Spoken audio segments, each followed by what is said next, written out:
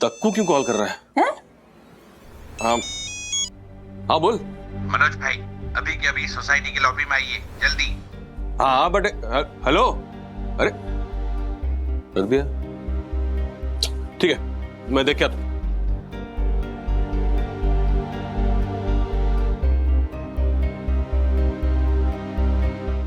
अथर्व बदल गया, उसकी सोच बदल गई है, वही कहने आया हूं।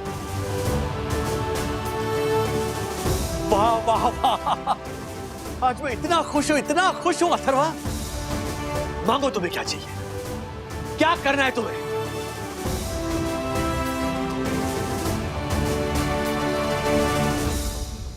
शादी।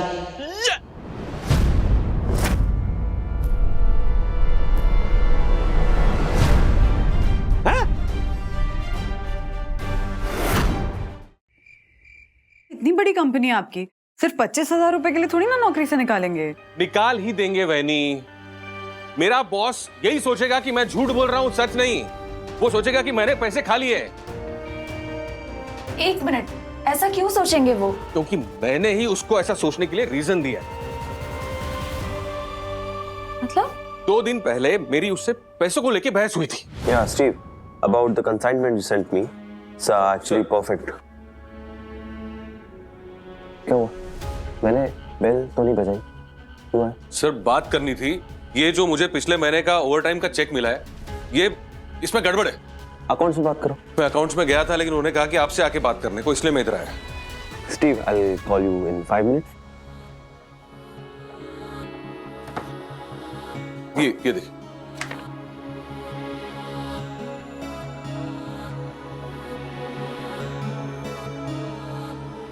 सब सही तो है? कुछ मिसअंडरस्टैंडिंग हुई होगी सर। मैंने ओवरटाइम 16 दिन किया है और मुझे पेमेंट सिर्फ 8 दिन का मिला है। वागले, इसमें साफ साफ दिखा है कि तुमने 16 दिन नहीं 8 दिन ओवरटाइम किया था। मेरे पास लिखा हुआ है, ये देखिए।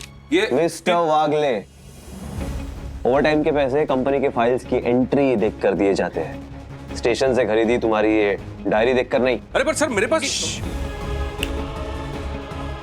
क्या लिखा है, पढ़ो पढ़ो। The boss is always right. जाओ अपना काम करो। या स्टीव, अब तू बता मेरे भाई, पैसों से लेके इतनी झिकझिक होने के बाद में वो मेरा यकीन करेगा? उसे यही लगेगा ना कि मैं नाटक कर रहा हूं, मैं पूरा पैसा खा गया। मैं अगर झूठ नहीं बोलता तो क्या करता? पर आपको मेरा झूठ बोलना भी हजम नहीं हो रहा है ना। तो एक काम करते हैं, मैं कल सुबह जाके बॉस के सामने सब सच सच बोल देता हूं, बस। मनोज, शांति से एक बार फिर से सोच ले। हाँ, मैंने सब सोच लिया है मम्मी। इनको लगता है ना कि जो बोएगा वही पाएगा, तो ठीक है। मैंने गलती की है, जो भी सजा मिलेगी मैं भुगतूंगा। दादा, मैं क्या कह रहा हूं कि मैं पैसे देता हूं, बैंक पे डिपॉजिट कर दो और तुम्हारे बॉस को बताने की जरूरत नहीं है ना, बात खत्म। हाँ। राजू, मुझे तेरे पैसे नहीं लेने। क्यों? अगर आप राजेश भैया से पैसे नहीं ले सकते तो हर्षद से ले लीजिए। नहीं ज्योति बहनी, इसकी कोई जरूरत नहीं है। मैं और दक्कू भी मदद कर सकते हैं आपको। मनोज, मैं तुम्हें पैसे दूंगी, तुझे मुझसे पैसे लेने ही पड़ेंगे, समझा? मनोज, तू अभी अभी कह रहा था ना कि कलयुग में अच्छे इंसान नहीं है। देख रहा है कितनी अच्छाई है इस घर में, इस कमरे में।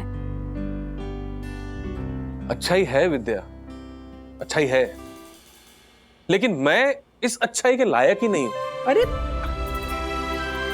क्योंकि मुझे खुद नहीं पता, अगर मैं ये पैसे उधार लेता हूं तो मैं इसे कब और कैसे चुका पाऊंगा। अरे जब तुम्हारे पास पैसे आ जाएंगे तब चुकाना है, इसमें कौन सी बड़ी बात है? हाँ। इसलिए मैं तुम लोगों से पैसे लेना नहीं चाहता।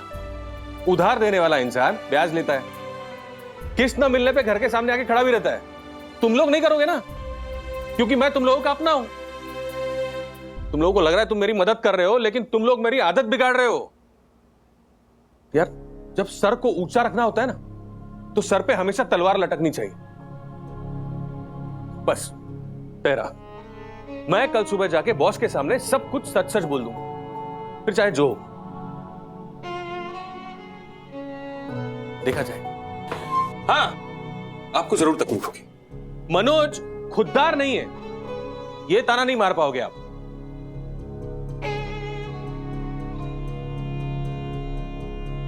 चलता हूं।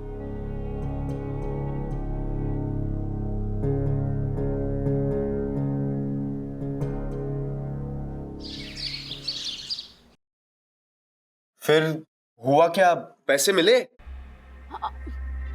कल तो नहीं मिले एंड आई डोंट थिंक अब मिलेंगे भी। ऐसा क्यों कह रही हो सखी? तो और क्या कहूँ, मतलब एक ऐसा एनवलप जिसके ऊपर ना कोई नाम है ना एड्रेस है तो कैसे मिलेगा? और अगर वो एनवलप मिला भी तो उसके अंदर के पैसे तो नहीं मिलेंगे। चांसेस तो कम है, ऑलमोस्ट जीरो। कुछ तो करना पड़ेगा सखी। सखी, वो सब जगहों पे फिजिकली जाने से कुछ नहीं होने वाला। तो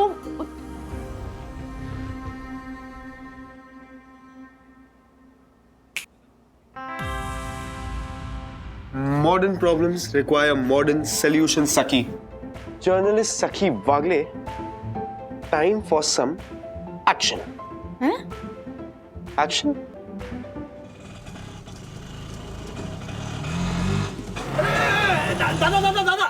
दादा यार, 1 मिनट। अरे मुंह मीठा करो। किस खुशी में? 1 मिनट दिलीप। ये लीजिए मनोज, ये एनवलप पूरे 25,000 रुपए गिन लीजिए। ये मुझे विश्वास नहीं हो रहा है, ये कहां से मिले? बता दो। आशा को पता चला कि तुम्हारे 25,000 गायब हो गए, तो आशा को लगा कि शायद किसी रिक्शा में छूट गए हो, तो उससे दिलीप को बताया। और मैंने मेरे सारे पहचान वाले रिक्शा वालों को बोल दिया कि किसी को भी पैसे से भरा हुआ लिफाफा मिले तो वो तुरंत मेरे को लाके दे। और यूनियन में मैंने ये बात फैला दी। फिर क्या था, जिस रिक्शा में आप बैठे थे उस रिक्शा वाला ने खुद मुझे ला कर दिया। दिलीप,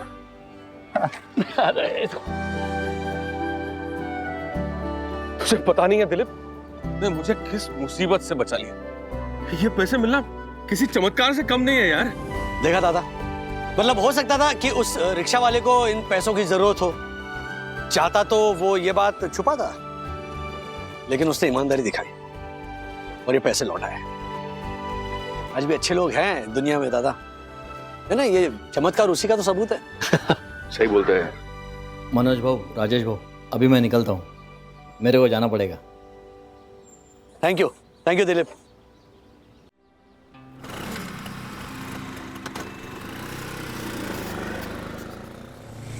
यार राजू, मतलब अच्छा नहीं, एक काम करो, ये पकड़ो, पैसे भी है, मिठाई भी है, तुम ऑफिस भागो, मैं भी ऑफिस जा रहा हूँ। ओके, मुझे बैग लेनी है। सुन दो। अरे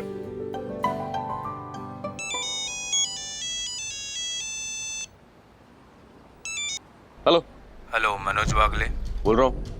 आपके 25,000 रुपए खो गए थे ना? हाँ, वो पैसे मुझे मिले हैं।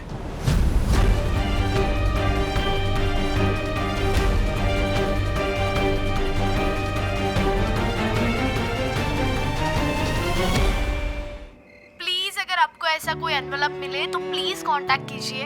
याद रहे कि ये एक कॉमन मैन की नौकरी का सवाल है, तो अगर आपको कोई जानकारी मिले तो नीचे दिए गए नंबर पर कांटेक्ट कीजिए। नंबर है 942048।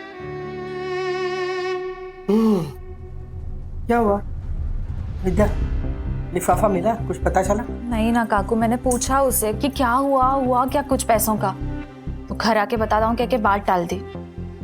ऐसा बोला? फिर तो पक्का नौकरी गई। तू कुछ अच्छा बोल ही नहीं सकता ना मंगेश? छोड़ ना उसे, तू ना फिक्र मत कर। अभी सखी ने अपील किया है ना इंटरनेट पे, हाँ?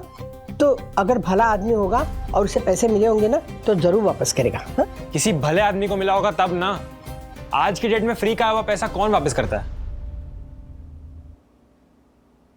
लो, आ गया भला आदमी। क्या हुआ मनोज, मिले पैसे? तू टेंशन मत ले मनोज, ये देख, मैंने ना न्यूज़पेपर में तेरे लिए 3-4 अलग अलग नौकरियां शॉर्टलिस्ट करके रखी हैं। एक को पेंटर चाहिए और एक को तो फुल टाइम ड्राइवर की नौकरी चाहिए। मंगेश, रख वो पेपर नीचे, रख। नहीं नहीं विद्या, ढूंढने दे उसको जॉब, कोई बात नहीं। इनफैक्ट मंग्या, अगर कोई जॉब तुझे पसंद आए तो तू ज्वाइन भी कर लेना, क्योंकि मेरी नौकरी तो बच गई है। मतलब पैसे वापस मिल गए हैं। क्या? राजू ने बताया नहीं तुम लोगों को? नहीं, ऐसी कोई बात तो नहीं हुई, पर मिल गए ना पैसे। Thank God. देखा विद्या, मैंने कहा ना, चमत्कार होते हैं, आज भी भले लोग हैं। मम्मी, चमत्कार ये नहीं है कि पैसे वापस मिल गए, चमत्कार ये है कि खोए थे 25,000 और मिले हैं 50,000। क्या? कैसे? बताता हूं। तो हुआ यूं कि मैं सुबह सुबह तैयार होके ऑफिस जाने के लिए निकला। राजू और दिलीप ने मुझे पैसे लौटाए। उसके बाद मैं ऑफिस जाने के लिए निकला, तब गार्डन में ओ मनोज जी, ओ मैं आप ही से मिलने आ रहा था। अच्छा हो आप यही मिल गए। मैंने पहचाना नहीं आपको। ओ तुसी मैंने पहचाना नहीं, मैं दारा, ओ गैराज ओनर। परसों आपने अपनी गाड़ी रखवाई थी ना रिपेयर के लिए। ओ हाँ, वो कल शाम तक तैयार हो जाएगी, आके ले जाना। अच्छा। पर पाजी, ये बताने के लिए आपको यहाँ आने की क्या जरूरत थी? आप मुझे फोन कर देते। अरे फोन पे आपका सामान कैसे लौटाता फिर मैं? सामान? हाँ, ये देखो, ये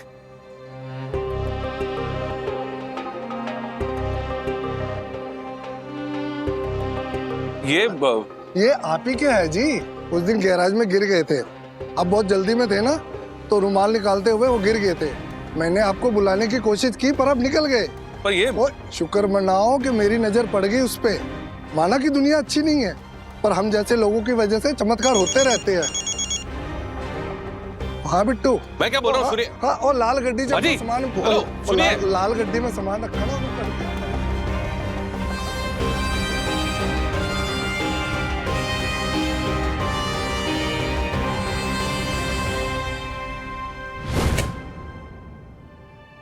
पैसे एक बार खोया और लौटाकर 2 लोग गए, ये कैसे हो सकता है? वही तो मैं भी सोच रहा हूं। और बात यहां पे खत्म नहीं ना होती। सुबह मुझे एक कॉल आया था, उसने कहा कि उसके पास भी मेरे पैसे पड़े हुए। हेलो मनोज बागले बोल रहा हूं। आपके 25,000 रुपए खो गए थे ना? हाँ, वो पैसे मुझे मिले हैं। उसने मुझे बताया कि उसका नाम संतोष है और वो एक पेट्रोल पंप पे अटेंडेंट है। ये वही पेट्रोल पंप है जहां पे मैं पेट्रोल भराने रुका था जब मैं ऑफिस से बैंक जा रहा था। उसने कहा कि उसे मेरे पैसे वहां पड़े हुए मिले और वो उसे लौटाना चाहता है। तो कल क्यों नहीं लौटा है?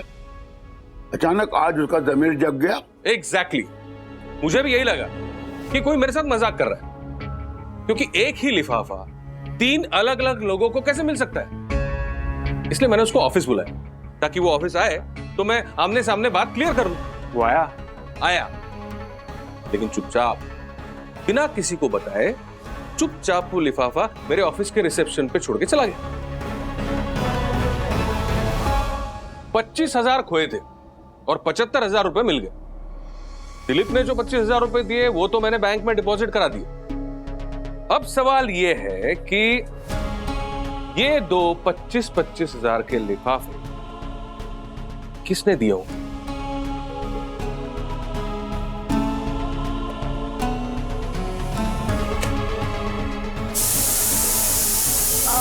खिचड़ी बन गई होगी, मैं गैस ऑफ कर- रुक विद्या, मुझे पता है ये लिफाफा तूने भेजा है।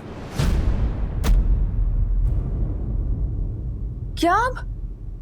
मैं कैसे भेज सकती हूँ काकू? मेरे पास इतने सारे पैसे कहाँ से आएंगे बताओ? मैंने नहीं भेजे। हाँ मनोज, कुछ भी। कल तूने ही मुझसे कहा था कि तू तेरे ट्यूशन वालों के यहाँ से लोन ले लेगी।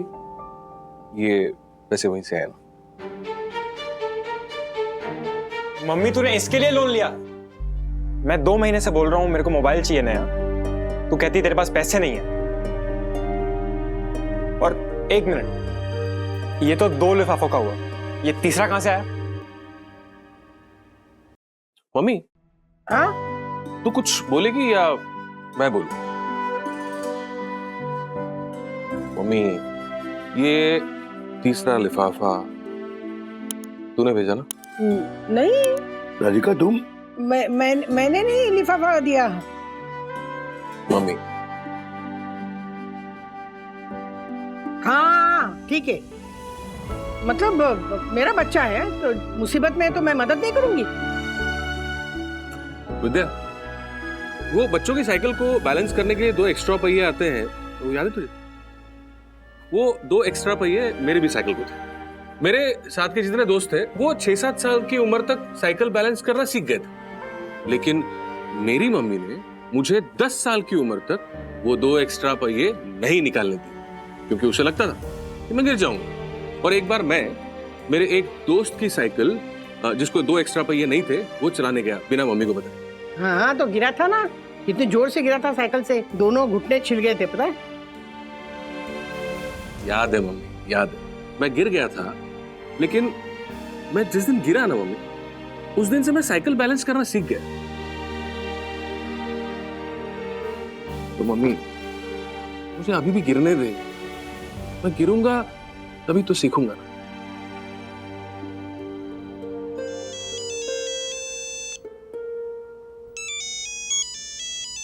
तक्कू क्यों कॉल कर रहा है?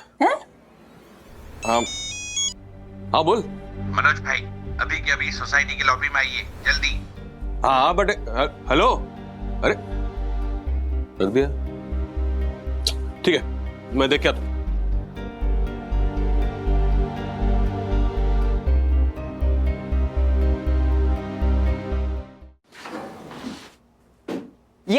यही था वो, ये शांत रहिए, उधर जाइए, उधर जाइए। मनोज भाई आपने इसे पहचाना? नहीं, कौन है? मैं संकेत पोद्दार। उस दिन गोवर्धन नगर बस स्टॉप पे आप बस का इंतजार कर रहे थे, मैं भी आप ही के साथ बस का इंतजार कर रहा था। फिर आपका वो गाड़ी वाले के साथ झगड़ा हुआ, आपने अपनी बाइक दाराज गैराज पे रखवाई, सब देखा मैंने। और फिर आप ही के साथ मैं सेम बस में चढ़ा था, 32 नंबर। तो अरे आपने मुझे जैसे डिटेल में बताया वैसे बताइए ना। हाँ, आप बस में चढ़ गए, मैं भी आप ही के साथ बस में चढ़ा। लाल दुपट्टा पहनी हुई औरत के ठीक पीछे वाली रो पर आपको सीट मिल गई। आप बैठ गए पर मैं खड़ा ही रह गया। आपने 100 रुपए की नोट निकाली जिस पर सोनम बेवफाई लिखा हुआ था। वो नोट आपने कंडक्टर को दे दी, कंडक्टर ने वही नोट लाकर मुझे दी और उसने छुट्टे मांगे। अरे भाई साहब मुद्दे पे आइए, डिटेल में मत जाइए। अच्छा ऐसा करना है? ठीक है। आप गणेशवाड़ी बस स्टॉप पे उतर गए, मैं जाकर आपकी सीट पर बैठ गया और वहां मुझे क्या मिला? ये देखिए, आप ही का है ना? वहीं सीट पे गिरा हुआ था। मैं रोज ऑफिस से घर उसी बस में आता हूं, तो मुझे लगा आप भी उसी बस से जाते होंगे, तो मैंने सोचा आज यानी मंडे को मैं आपको ये लौटा दूंगा, पर आज आप दिखे ही नहीं। अच्छा, तो आपको यहाँ का एड्रेस कैसे मिला? कैसे मिला? कैसे मिला? हाँ, कैसे मिला? याद करो, याद करो, याद करो। कैसे मिला? याद आ गया, याद आ गया। उस दिन आपका झगड़ा हुआ था, दाराज गैराज में आपने बाइक रखवाई थी, ये बात मुझे याद आ गई। मैं बस से उतर गया, दाराज गैराज में गया, आपका एड्रेस निकाला और तुरंत दूसरी बस पकड़ के यहाँ पे आ गया। है ना? देखा आपने? अच्छा, ये आज भी जिंदा है, चमत्कार होते हैं। नहीं, इसकी कोई जरूरत नहीं, ये तो मेरा फर्ज था। You are welcome. Thank you तो मैंने बोला ही नहीं। अच्छा एक बात बता, जितना रट के आया है सब बोल दिया या कुछ बाकी है?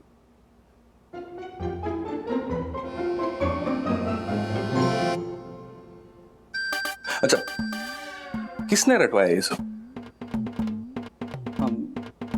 मेरी है ना लास्ट बस छूट जाएगी, मैं निकलता हूँ। अरे रुक रुक रुक रुक, मेरे स्ट्रगलिंग एक्टर। पर आपको पता चल गया कि मैं एक्टर हूँ? मैं बहुत देर से सोच रहा था कि तुझे कहीं देखा है, फिर मेरे ध्यान में आया, कल मैं एक क्राइम शो देख रहा था, उसमें एक मर्डरर था जिसका कैरेक्टर तूने प्ले किया था। ये जो ओवर एक्टिंग तूने की है अभी, ये स्क्रिप्ट किसने लिखी? इन्होंने। अरे और डायरेक्ट इन्होंने किया। तिवारी जी जी साहब। वो आम पापड़ कहाँ है? कौन सी साहब, कौन सी? अरे यमने जो दिए थे ऊपर धूप में सुखाने हैं, दो। ओए ओए दक्कू, रात को कौन सी धूप निकलती है जो पापड़ सुखाने जा रहा है? हाँ वो हमारी छत पे होती है। एक बात सुन मनोज भाई, वो काका काका चलो चलो मेरे साथ फटाफट चलो। अरे क्या हुआ? अरे चमत्कार हो गया, चमत्कार। चलो चलो छोड़ो छोड़ो मैं आ रहा हूं। चलो चलो मैं आपको बताता हूँ। चलो क्या चलो, बात चलो, क्या है? अरे क्या क्या हुआ? काका बिलीव नहीं करेंगे कि क्या हुआ। क्या हुआ है? आपके खोए हुए पैसे मिल गए। यस। अच्छा, हाँ अंकल, आप बिलीव ही नहीं कर पाओगे क्या हुआ है। आपने वो सखी का बनाया हुआ वीडियो तो देखा ही था, राइट? तो उसमें मेरा नंबर दिया हुआ था, लेकिन मैं शाम तक वेट कर रहा था, एक भी रिस्पॉन्स नहीं आया अंकल। लेकिन आप बिलीव नहीं करोगे, अभी 1 घंटे पहले मेरे फोन की घंटी बजी और आपको पता है क्या हुआ? मेरे पैसे मिल गए। Yes yes. सुना दक्कू? हाँ? मेरे पैसे मिल गए। इसे भी? हाँ?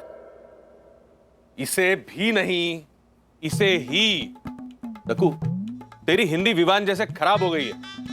विवान, वो कौन महापुरुष था जिसने तुझे मेरे पैसे लाके दिए? मनोज काका, वो जो आपकी फेवरेट चाय वाली टपरी है ना, उस पे वो जो चाय वाले भैया है उनके पास मिले। हाँ। अच्छा, कहाँ है वो महापुरुष? उसे साथ नहीं लाए? कहाँ है वो? मुझे उसको थैंक यू बोलना है। कहाँ है? विवान के पास एक्टर का बजट नहीं होगा। सॉरी। ए दक्कू, तू उसको छोड़, तू मुझे बता, यामिनी वहनी और ज्योति वहनी जब चाय वाले के पास पूछताछ करने के लिए गए थे, तब उसने क्यों नहीं बताया कि उसके पास पैसे? वो था ही नहीं ना। उसकी छुट्टी थी। उसका भाई उसकी टपरी पे चाय बना रहा था, तो यामिनी भाभी और ज्योति भाभी जब पैसे के बारे में पूछ रहे थे तो उसके भाई को आइडिया ही। अच्छा, क्या चल क्या रहा है? हाँ राजू, हाँ तुझे पता है क्या हुआ? क्या? मेरे पैसे मिल गए। हाँ वो तो सुबह ही मिल गए ना। नहीं नहीं डैडी, सुबह का अभी अभी मिले विवान को। हाँ ये रहा। वो सब छोड़िए अंकल, आप ये लीजिए, पास ऑन प्लीज। और याद रखिए अंकल, दुनिया में अच्छाई अभी भी जिंदा है, चमत्कार होते हैं। अरे बेटा, अरे इसकी कोई जरूरत नहीं है, मनोज दादा को सुबह पैसे मिल गए। राजू, हाँ हाँ दादा।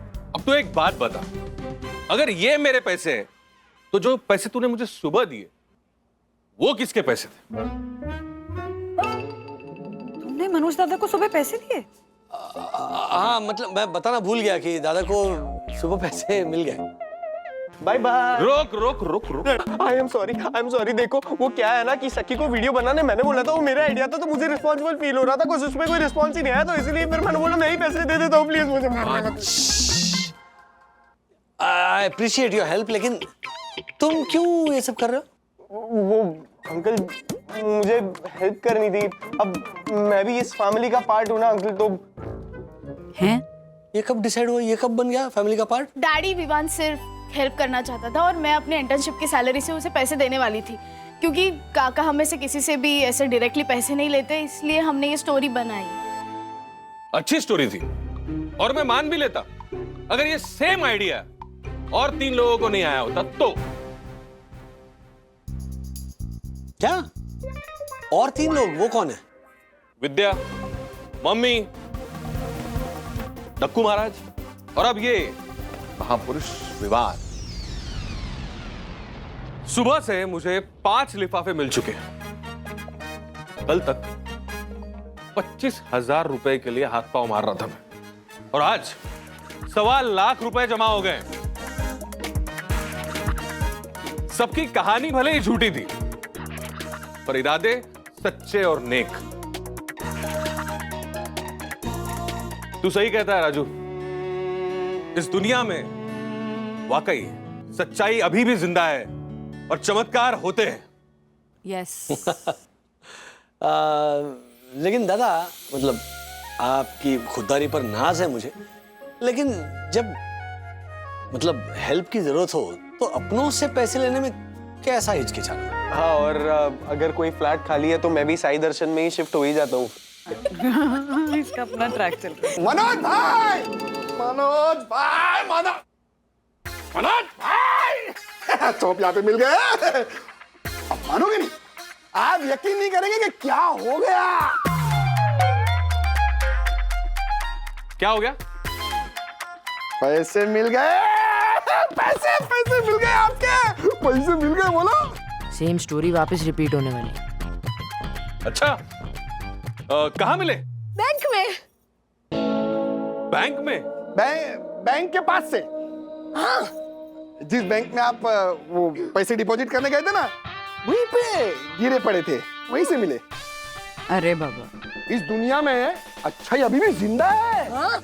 और चमत्कार होते हैं। भाई ये ऑलरेडी हो गया है।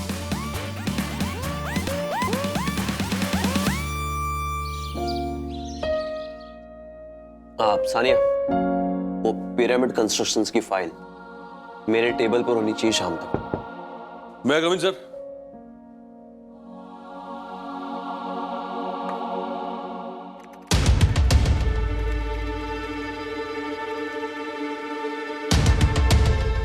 क्या हो गया? आज पूछा नहीं कि सर आपने बुलाया? कुछ काम था सर। ये चेक बैंक में अर्जेंटली डिपॉजिट कर दो। ठीक है। वो नए वाले बैंक अकाउंट में आपकी वाइफ के? नहीं, तुम्हारे पर्सनल अकाउंट में। तो अगले ओपन द एनवेलप।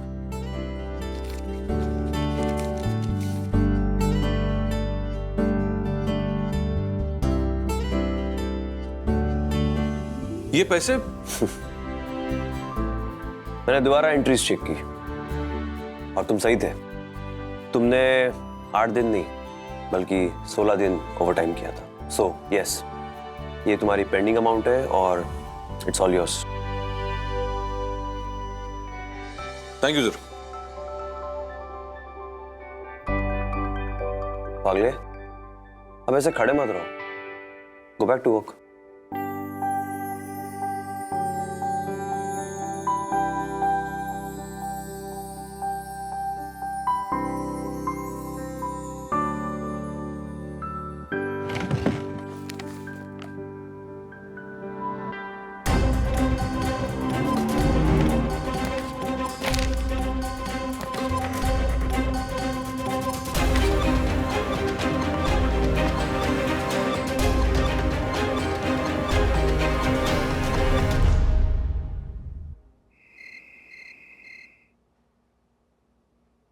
उस दिन वो लिफाफा ऑफिस से निकलते हुए जल्दबाजी में मैं मेरे ही ऑफिस के ड्रॉअर में भूल गया, जिसे हम पूरी दुनिया में ढूंढ रहे थे। साहब ये तो वही कहावत हो गई, बगल में छोरा और गांव में ढिंढोरा। चलो, जो हुआ उससे ये सबक तो मिलता है कि जल्दबाजी में कोई काम नहीं करना चाहिए। जल्दबाजी का काम शैतान का काम होता है। चलो दादा, मैं चलता हूँ। हाँ, थक गया। राजू, ये पैसे रख तेरे बस। और मुझे ये बता कि तूने मुझसे झूठ क्यों बोला? क्यों बोला मुझे कि दिलीप के किसी रिक्शा वाले दोस्त ने उसको ये लिफाफा लाके दिया? तेरे पैसे है ना ये? तो रख तू। दादा, ये पैसे मेरे भी नहीं है, ये जिसके हैं मुझे लौटाओ। क्या? ये पैसे तेरे नहीं है? तो किसके?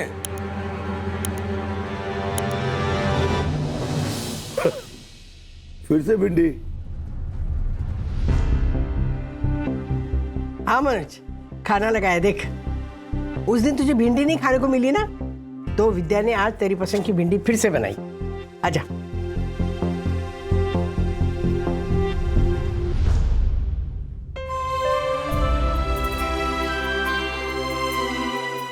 ये एनवेलप कहाँ से आया?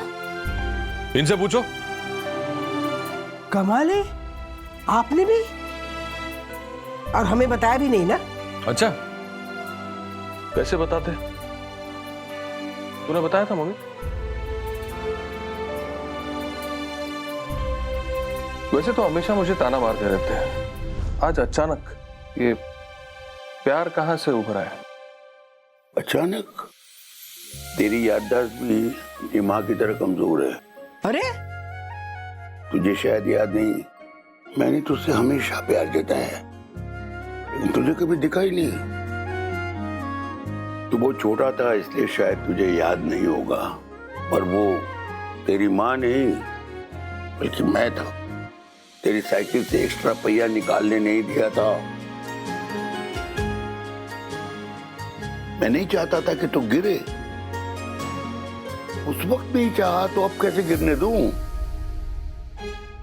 लेकिन अब ये क्यों किया? क्योंकि तू पहली बार सच बोला, हिम्मत से सच का सामना करने के लिए तैयार हुआ, सजा पाने की चिंता किए बगैर। अगर तू सच बोलने की कोशिश करे और बाप होकर मैं कुछ भी ना करूं, तो मैं बाप कहलाने लायक नहीं। बस इसीलिए किया। एक बात और, मुझे भी मंगेश की तरह ये भिंडी पसंद नहीं, पर मुझे पता है मुझे बचपन से भिंडी बहुत अच्छी लगती है, इसलिए पूछ, रोज रोज अब चुपचाप खा लिया करता हूँ।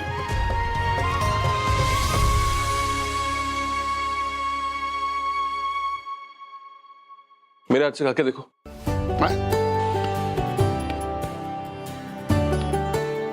कैसे लगी? नमक पर भी कम है। लो एक और खाओ।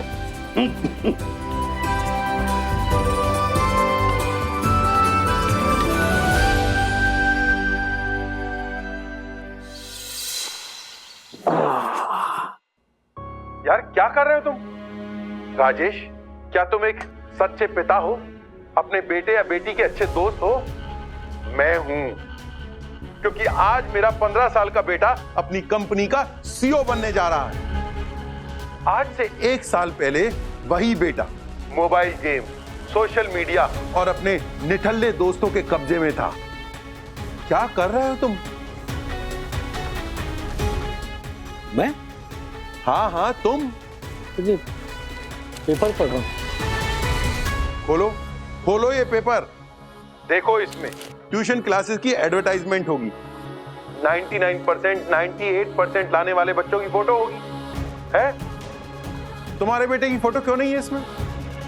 क्योंकि तुम जैसे लोग पेपर केवल पढ़ते हैं, अपने बच्चों की स्टोरी छपने के लिए कुछ नहीं करते। नहीं,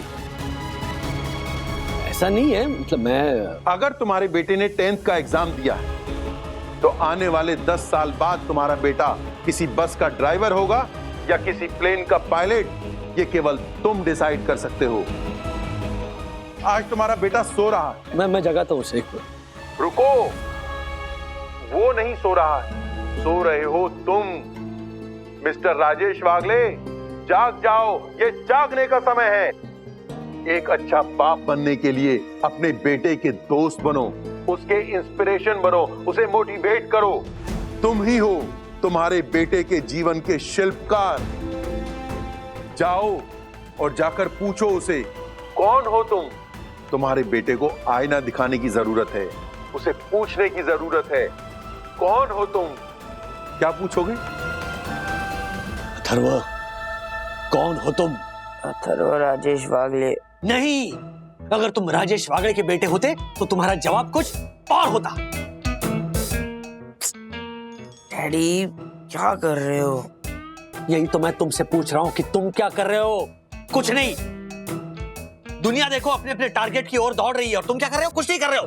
किसी को एस्ट्रोनॉट बनना है, किसी को बैंकर बनना है, किसी को एथलीट बनना है, किसी को पायलट बनना है। तुम्हें क्या बनना है? तुम क्या कर रहे हो? कुछ नहीं। आजकल कितने डरावने सपने आने लग गए हैं। अरे सपनों की नहीं, मैं तुम्हारे भविष्य की बात कर रहा हूं। क्या हो गया आपको? हाँ? क्या हो गया? क्या सपना देखा आपने आज? मैंने ऐसा सपना देखा जिसमें तुम ऐसे गरीब बनकर बैठे हो। अगर तुमने मेरी बात नहीं सुनी ना तो ये बुरा सपना सच हो जाएगा। देखो देखो, बात बिल्कुल सिंपल है। तुम्हारी इस उम्र में तुम्हें ये सोचना पड़ेगा, ये तय करना पड़ेगा कि आगे चलकर तुम्हें क्या बनना है। तुम पेड़ से टूटे हुए कोई सूखे हुए पत्ते नहीं हो कि हवा तुम्हें उछालकर कहीं भी ले जाए। तुम्हें लगता है सचिन तेंदुलकर ऐसे क्रिकेटर बन गया? नहीं, सचिन ने 6 साल की उम्र में ये तय कर लिया था, डिसाइड कर लिया था कि उसे क्रिकेटर बनना है। लता दीदी ने भी बचपन में ही तय कर लिया था कि उन्हें एक सिंगर बनना है। वैसे तुम्हें भी तय करना होगा कि तुम्हें क्या बनना है। वैसे पूछो खुद को कि 10 साल बाद मेरी क्या पहचान होगी। उबासियां लेना बंद करो। बंधु देखो देखो, इसे ये उबासियां ले रहा है। साहेब, मैं बंधु नहीं, मैं आशा हूँ। अरे बाबा, ठीक है ठीक है ठीक है। अथर्व राजेश वागले, ये सिर्फ तुम्हारा नाम है, तुम्हारी पहचान नहीं है। अगर 10 साल बाद तुमसे किसी ने पूछा कि तुम कौन हो और अगर तुम सिर्फ अपना नाम बता सके ना तो समझ लेना जिंदगी की जंग शुरू होने से पहले तुम हार चुके हो। जागो, जाग जाओ, देखो इस रिफ्लेक्शन में। हाँ, ये जो दिख रहा है ना, इसे पूछो कि तुम्हें क्या बनना है। पूछो इससे। कम ऑन पूछो अथर्व, तुम्हें क्या बनना है? कम ऑन, पकड़ो।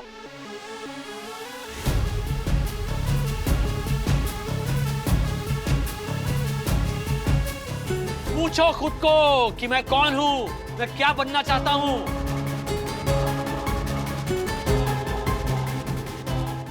क्या हुआ? क्या कुछ उल्टा सीधा बोल दिया क्या उसने? बहुत उल्टा जवाब देने लगा। अभी खबर लेती हूँ उसकी। मम्मा डैडी आप टेंशन मत लो, आपका बीपी हाई हो जाएगा, मैं देख लेती हूँ। 1 मिनट, ऐसा कुछ नहीं हुआ। तो अथर्व को मैंने ऐसा मोटिवेट किया ना कि पूछो मत। ऐसा जबरदस्त इंजेक्शन दिया है, देखो क्या होता है।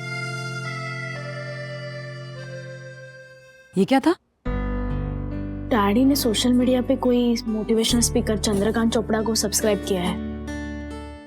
ओह, तो मोटिवेशन का इंजेक्शन दिया अथर्व को। या पर इस महाराज पे असर होगा? कौन हूँ मैं? आगे जाके क्या बनूं मैं? मेरा बाप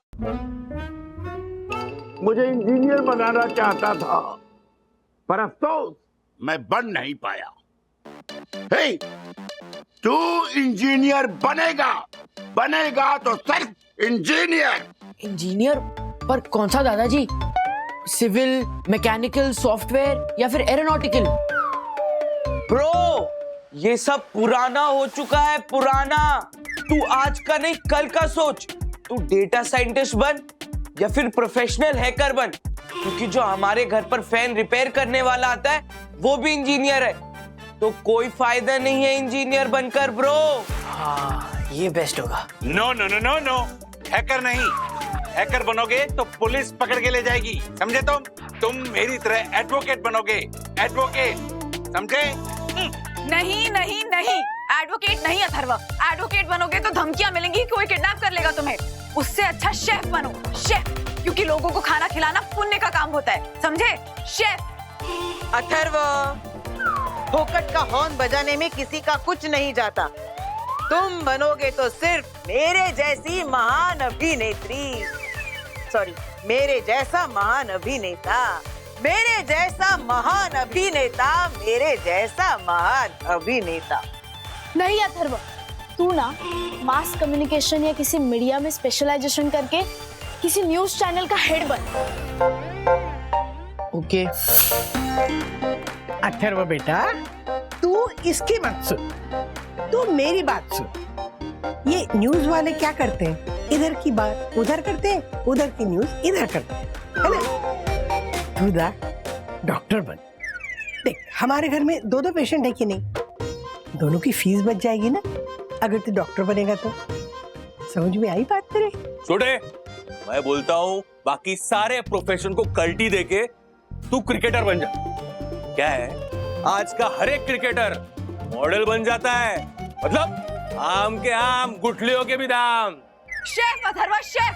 अच्छा शेफ नहीं बनना है तो फौजी बनो, फौजी। हाँ, तेरी हाइट कितनी अच्छी है, तू ना बास्केटबॉल प्लेयर बन। तुम सिर्फ एडवोकेट बनोगे, एडवोकेट। तू डॉक्टर बनेगा, तू डॉक्टर बनेगा। तू प्रोफेसर बन। तू क्रिकेटर ही बनेगा। हाँ, फौजी नहीं बनना है ना तो आईपीएस ऑफिसर। ओके तू बास्केटबॉल प्लेयर ही बन, नहीं तो बॉडी बिल्डर बन। Data scientist, professional hacker. अरे बस करो सब लोग, इंसान हूं मैं, एक ही जीवन है मेरा, क्या क्या बनूं? अभी तक जवाब नहीं मिला ना? नहीं डैडी, मुझे समझ ही नहीं आ रहा है कि मैं क्या बनूं। इसीलिए किताबों से दोस्ती करो। तुम्हारे लिए मैं लेजेंडरी लोगों की बायोग्राफीज लेकर आया हूं। पढ़ो, देखो कैसे शून्य से इन्होंने दुनिया बनाई, कितनी कठिनाइयों का सामना किया, तब जाके ये महापुरुष बने। Okay daddy.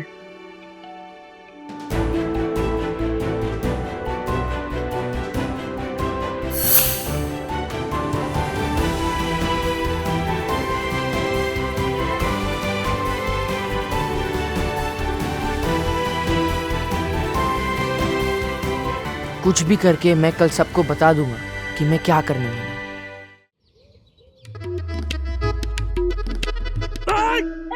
डैडी क्या कर रहे हो? अरे अपना मोबाइल ढूंढ रहा हूं मैं, देखा तुमने? मुझे नहीं पता, अथर्व से पूछो। क्या हो क्या रहा है यहाँ? अच्छा अथर्व, मेरा मोबाइल देखा क्या ना मैंने यहीं पे। ये क्या, ये सारे रैपर्स यहाँ पर किसने ठूस कर रखे हैं? मुझे क्या पूछ रहे हो? ये भी अथर्व नहीं किया होगा। अथर्व क्या है ये? हाँ चलो साफ करो इसे, चलो चलो। आप लोगों का दिमाग ठिकाने पर तो है?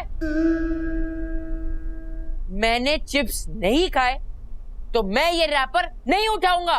वंदे मातरम। डैडी, ये हिस्ट्री में सेम ऐसे किसी ने कहा था ना? मैंने मूंगफली नहीं खाई, मैं छिलके नहीं उठाऊंगा। लोकमान्य बाल गंगाधर तिलक। नहीं, अथर्व राजेश वागले। तको अंकल, आप बिल्डिंग के सेक्रेटरी हो ना, तो चलो मैं आपको इक्वालिटी के बारे में कुछ बताता हूँ। ये बिल्डिंग का जो गार्डन है ना, वो सबके लिए है, लेकिन बच्चों का सबसे पहला हक है उस पे। जब बड़े बच्चे आते हैं तो छोटे बच्चों को हटा देते हैं, फिर जब बुजुर्ग लोग आते हैं वो लोग वैसे ही बच्चों को हटा देते हैं। मैं बच्चा हूँ इसलिए आप हमें अवॉइड नहीं कर सकते हो। मैं आऊंगा और आंदोलन करूंगा और आपको लीगली समझाऊंगा कि बच्चों के क्या क्या हक होते हैं, समझे? बाय।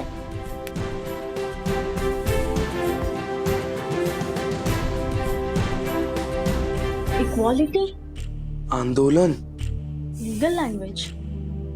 डॉक्टर बाबा साहेब अम्बेडकर। सही समझा आपने। किट्टू एक बच्ची है तो इसका मतलब ये नहीं कि उसे सीखने का हक नहीं है। अरे पर ये हैकिंग, एआई सीखने के बारे में सोच रही है।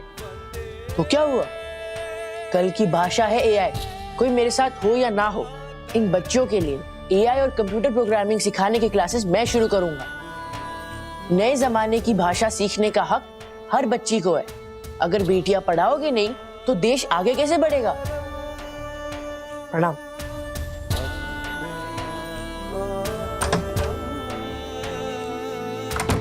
इससे क्या हो गया?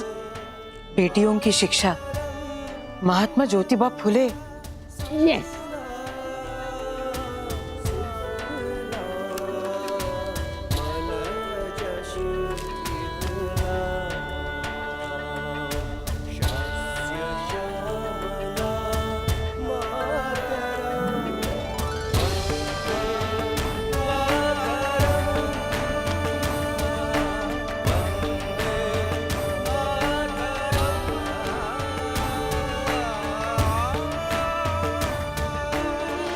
मैं ये करके रहूंगा, कोई मुझे कुछ भी कहे, मैं रुकने वाला नहीं हूं। कोई मुझे रोक नहीं सकता। मैं सबको बताऊंगा मुझे क्या करना है। अब मुझे कोई नहीं रोक सकता। मैं किसी की सुनने वाला नहीं। मैं जो करना है मैं सबको बताऊंगा। मैं जो कर वो कर।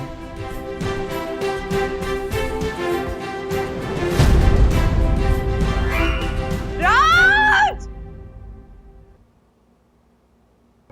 राज! कौन सा इंजेक्शन लगाया था धर्म को? हाँ, कौन सा इंजेक्शन लगाया था धर्म को? हालत देखो उसकी, देखो। अंकल, मुन्ना भाई में जैसे संजू बाबा की हालत थी ना, वैसी हालत हो गई है इसकी। मैं रुकने वाला नहीं हूँ। कोई मुझे रोक नहीं सकता।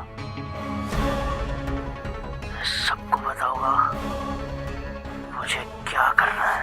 अरे इंजेक्शन मैंने नहीं लगाया है, महान लोगों की बायोग्राफीज पढ़ने का नतीजा है। सुबह बोल रहा था कि उसको सबसे बात करनी है, डैडी को कहना कि वो ऑफिस ना जाए। यस, मुझे दुनिया को प्रूव करना है कि मैं एक ड्राइवर हूं। हाँ, मतलब अथर्व की जिंदगी की कार मैं ड्राइव करूंगा और करता रहूंगा।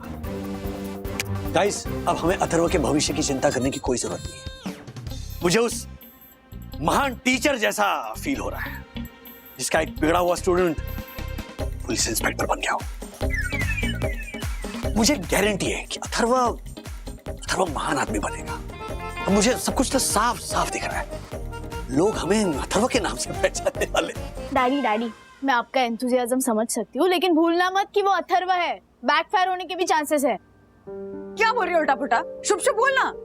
मैं बस अलर्ट कर रही थी। नेगेटिव बातें मत सोचो, सब कुछ पॉजिटिव होने वाला है।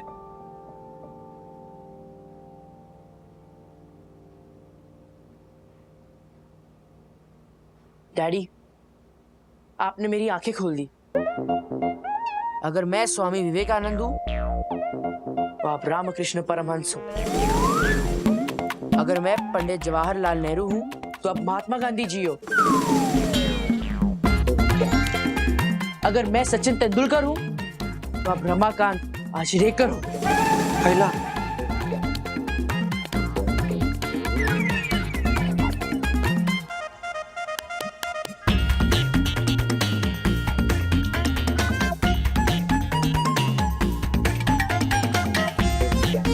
इतनी किताबें पढ़ने के बाद मुझे फाइनली रियलाइज हो गया है कि मैंने मेरी जिंदगी का बहुत इंपॉर्टेंट टाइम बर्बाद कर दिया है।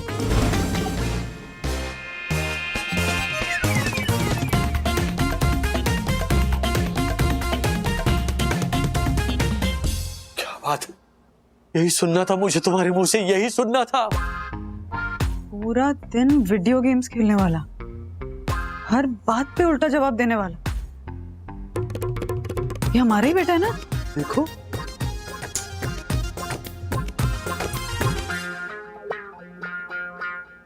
अथर्व ब्रो, अब तुझे देखकर ऐसा लगता है कि तू कोई और है। अथर्व बदल गया, उसकी सोच बदल गई है, वही कहने आया हूं। वाह वाह वाह, आज मैं इतना खुश हूं अथर्व। मांगो तुम्हें क्या चाहिए, क्या करना है तुम्हें?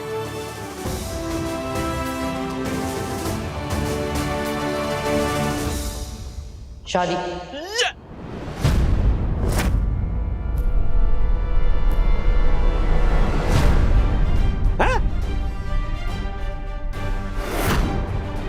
What?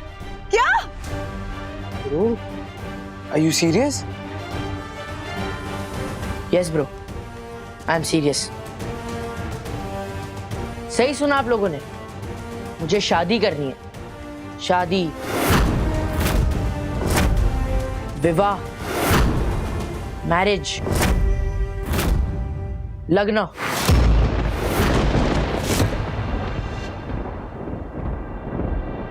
दिमाग खराब हो गया क्या तुम्हारा? क्या बोले जा रहे हैं? मैंने क्या बोला? बस मम्मी, यही वो फर्क है जिस वजह से आज तक हमारा नाम अखबार में नहीं आया है और उन महान लोगों से इतिहास लिखा गया है। पता है क्यों? क्योंकि उन माँ लोगों की जब बचपन में शादी हुई थी तब उनकी मम्मा इस तरह गुस्सा नहीं हुई थी। एक थप्पड़ पड़ेगा ना दिमाग ठिकाने में आ जाएगा तेरा। एक मिनट इसे अपनी बात तो पूरी करने दो। एक मिनट रुको। अथर्वा, इन महान लोगों की बायोग्राफीज पढ़ने के बाद तुम इस कंक्लूजन पर आए हो? यस। हम लोग पढ़ाई क्यों करते हैं? अच्छे मार्क्स पाने के लिए। अच्छे मार्क्स लाके क्या मिलता है? अच्छे कॉलेज में एडमिशन होती है। एक अच्छे कॉलेज में एडमिशन होने के बाद क्या होता है? एक अच्छी नौकरी लग जाती है। और एक अच्छी नौकरी लगने के बाद क्या होता है? शादी, है ना? इसका मतलब एक अच्छी बीवी पाने के लिए एक अच्छी नौकरी होनी चाहिए। तो हम इतनी मेहनत, इतनी स्ट्रगल एक अच्छी बीवी के लिए करते हैं। अगर वही अच्छी बीवी हमें ये सब करने के पहले ही मिल जाए तो?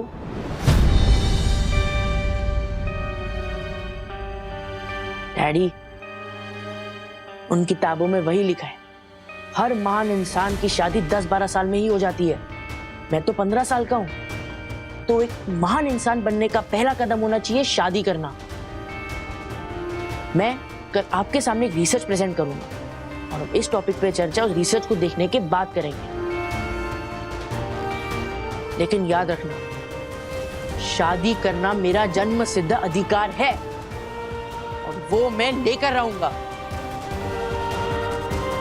मुझे शादी करनी है मतलब करनी है।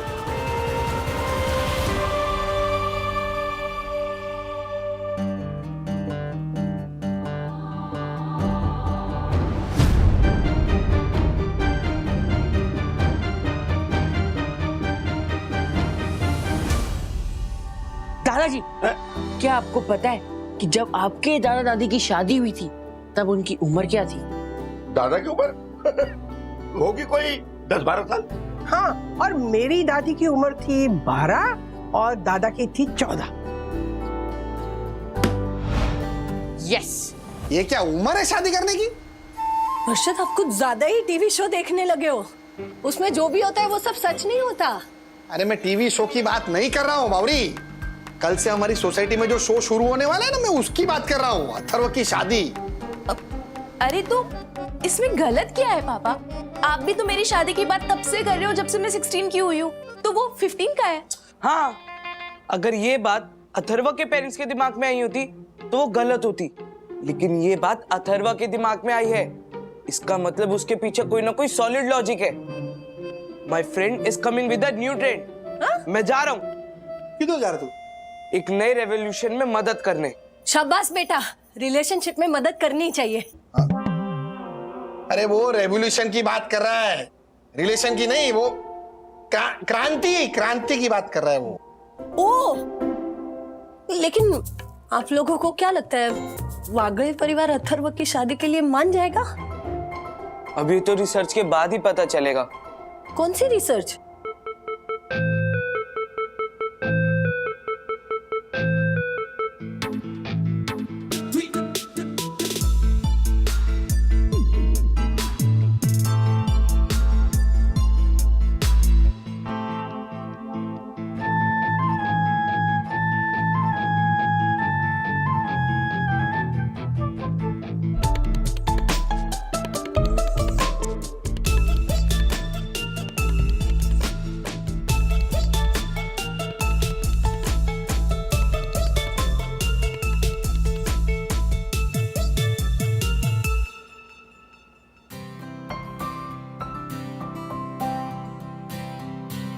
अरे वाह, कौन सा ड्रेस पहनूं अथर्व भैया की वेडिंग में?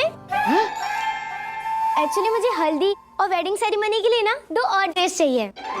बंद करो ये क्या लगा रखा है? ओह माय गॉड, परम पूजनीय वन्ना भाभी पर क्या बीत रही होगी। अपने बेटे के रिजल्ट के गुण देखने की उम्र में वो अपना नारी अपने बेटे की जन्म कुंडली के गुण देख रही है। नहीं हुई है शादी अभी। क्या? घोड़ी? हमें शादी के लिए घोड़ी नहीं चाहिए।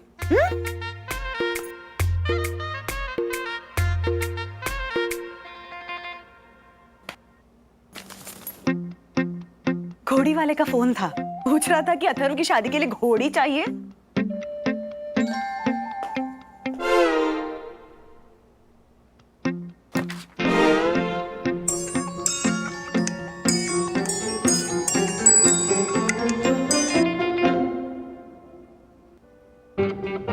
घोड़ी छोटी लग रही है तो हाथी भिजवा दूं।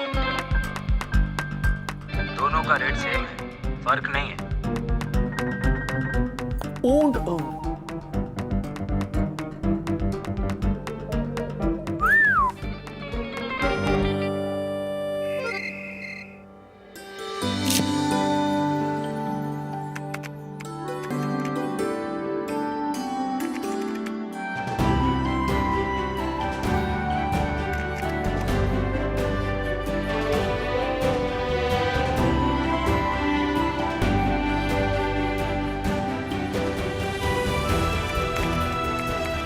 वैसे हम ये सब रिसर्च कर क्यों रहे हैं? ताकि इन बड़े लोगों को समझ में आए। मेरा ये डाटा ना प्रूव कर देगा कि विवाह का आइडिया कितना सही है। मुझे पूरा यकीन है कि ये लोग तेरी शादी के लिए हाँ कर देंगे।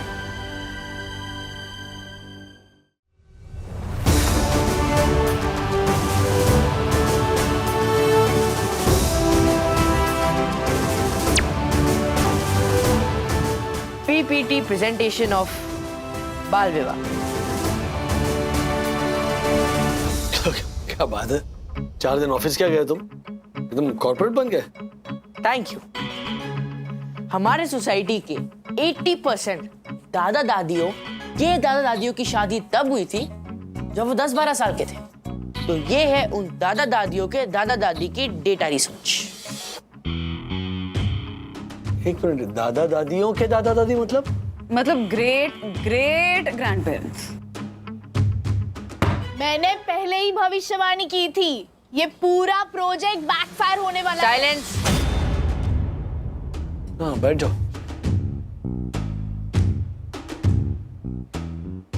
बाल विवाह के अपने कुछ फायदे हैं। बेनिफिट नंबर 1, अक्सर जो सास बहू होती है, सास अपने बहू को ये बोलती है कि तुम्हारे मम्मी पापा ने तुम्हें अच्छे संस्कार नहीं दिए। पर जब बाल विवाह होता है तो सास अपने बहू को बचपन में ही वो संस्कार दे सकती है जो वो चाहती है। बेनिफिट नंबर 2, आपने वो डायलॉग तो सुना ही होगा, जब बेटे की शादी हो जाएगी तो बेटा सुधर जाएगा, देख लेना। लेकिन मेरे इस रिसर्च के हिसाब से बेटे के सुधरने के लिए बेटे को 21 साल होने की जरूरत नहीं है। बस जैसे ही बेटा 15 साल का हो जाएगा वो सुधर जाएगा। कैसे? बेनिफिट ऑफ बाल विवाह। कभी आपने सोचा है कि दादा दादी आज भी क्यों लड़ते हैं? क्योंकि उनकी शादी उनके दादा दादियों की तरह बचपन में नहीं हुई थी। अगर पुराने जमाने का बेल बॉटम ट्रेंड या फिर पोल्का डॉट ट्रेंड, ये सब ट्रेंड्स अगर वापस आ सकते हैं तो फिर बाल विवाह का ट्रेंड वापस क्यों नहीं आ सकता? दिमाग हिल गया क्या तुम्हारा अथर्व? शांत। अरे क्या शांत रहो, वो तब से बकवास किए जा रहा है और तुम चुपचाप सुने जा रहे हो। हाँ कंटिन्यू। वेल, मैंने एक और चीज ऑब्जर्व की है। हमारे भारत देश के जो महापुरुष थे वो लोग अंग्रेज से क्यों लड़ पाते थे पता है? क्योंकि उनकी बीवियां आजकल की बीवियों की तरह ऐसे झगड़ती नहीं थी, क्योंकि उनकी एज कम थी। बेनिफिट ऑफ बाल विवाह। एक चांटा पड़ेगा ना गाल पे तो सारी अक्ल। एक मिनट शांत हो जाओ बंधु। देखो अथर्व का रिसर्च इतना जबरदस्त है ना कि उसके रिसर्च ने हम बड़ों के मुंह पर चांटा मारा है। हाँ कंटिन्यू। डैडी, आपको मेरी साइड लेने की जरूरत नहीं है। नहीं, मेरा रिसर्च, मेरे उसूल और मेरी पढ़ाई मेरे साथ है। डैडी, आपको नहीं लगता मम्मी की कुछ ऐसी आदतें हैं जो अगर आपका बाल विवाह हुआ होता तो आप उन आदतों को बदल सकते हैं?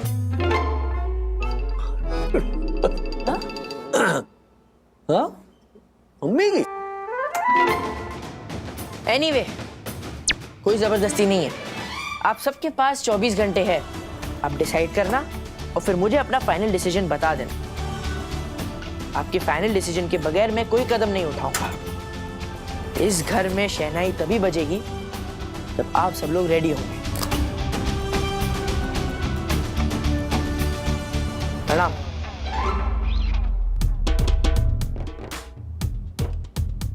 मैंने तो भविष्यवाणी की थी। अरे चुप।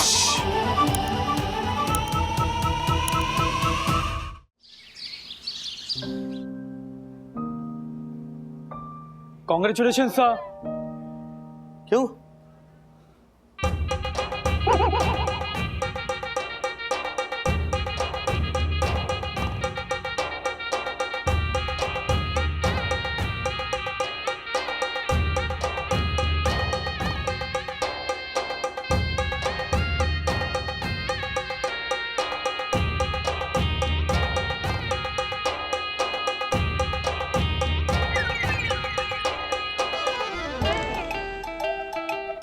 कभी कभी लगता है ना कि मेरे घर में तुम लोगों ने सीसीटीवी लगा कर रखा है। न्यूज़ पहुंच गई तुम लोगों तक? सर, बेटे को इंटर बना के ऑफिस ले आना यहाँ तक ठीक है, लेकिन शादी? और नहीं तो क्या, मुझे ही देख लीजिए, मेरी शादी की उम्र बीत चुकी है। न जाने कितने रिश्ते आते हैं रोज मेरे लिए, लेकिन मैं सबको मना कर देता हूँ। पूछो क्यों? क्योंकि मुझे पहले से रिमोट कंट्रोलिंग पसंद ही नहीं। आई नो राजेश सर, देखिए शादी मतलब क्या, सफेद हाथी पालने जैसा है। अरे यहाँ एक आदमी के खर्चे मैनेज नहीं हो रहे, दो लोगों के खर्चे कहाँ से परवड़ेंगे? तो फिर भी बेटे की शादी कर रहे हैं, वो भी 15 साल की उम्र में। बढ़िया है सर। I know. एक मिनट राजेश सर, एक मिनट, कहीं ऐसा तो नहीं है ना कि ये फैसला अथर्व का ही है और आप हाँ में हाँ मिला रहे हो? है? वो आपका बेटा है, इसका मतलब ये नहीं कि उसकी हर बात मानी जाए। अरे सोचो लोग क्या कहेंगे। और करियर का क्या? तो करियर का क्या करोगे आप सर? बोलो। अरे एक मिनट, सांस तो लेने दो।